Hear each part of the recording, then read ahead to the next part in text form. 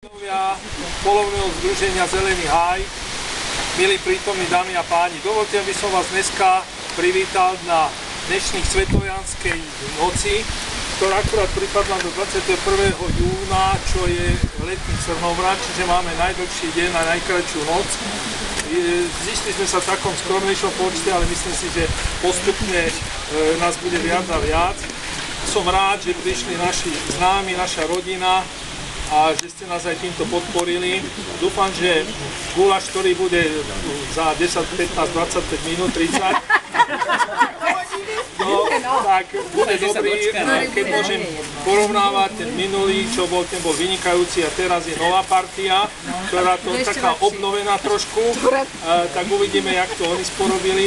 Je tu nejaké občerstvenie, máme vynikajúce biele vínko, Suchovskej provenície, ale zo Zvončanských Vinohradov.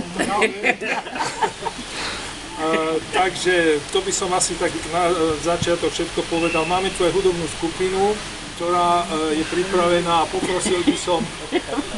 A samozrejme, okrem gulášu máme na opekanie, kto by gumový guláš nechutil, máme tu nejaké na opekanie. Ten ohník, pani starostku, chceli poprosiť, asi počkáme, keď sa vráti, lebo ešte je to skoro. To by bolo asi neskoro, neviem, kľudne zapálte ohník, kedy budú ľudia, takže. Tie malé asi a tú veľkú. A poprosím pani starostku o pár slov. Ja hlavne chcem poďakovať poľovnému združeniu, že prebral štafetu, že Janské ohne, tak povediať, nezakapali jeden rok. Vlastne neboli.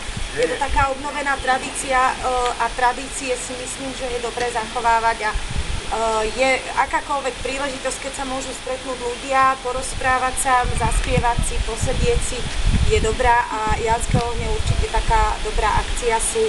Určite to chytá už takú, hovorím, tradíciu, medzi ľuďmi sa to rozšíruje, určite večer tu bude viacej ľudí.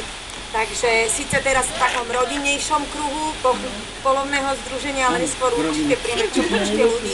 Držím palce, aby vám to vyšlo, aby počasie vydržalo, aby to bola taká pekná akcia. Ja sa zo začiatku ospravedlním, pretože ešte idem krstiť knihu do Suchej na 6. Preto musím odísť, lebo tam je krst knihy, na ktorú sme ako obec prispeli, tak by bolo treba aj tam sa ukázať a potom zase dorazím a takže držím palce, aby prišli ľudia a aby si posedeli, zabavili sa.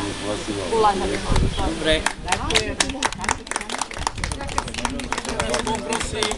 Poprosím našich nových členov, našeho nového člena, našeho nového nastávajúceho kandidáta, že by nám, keďže sme na polovnej akcii, nech sa páči, pán, je to na vás.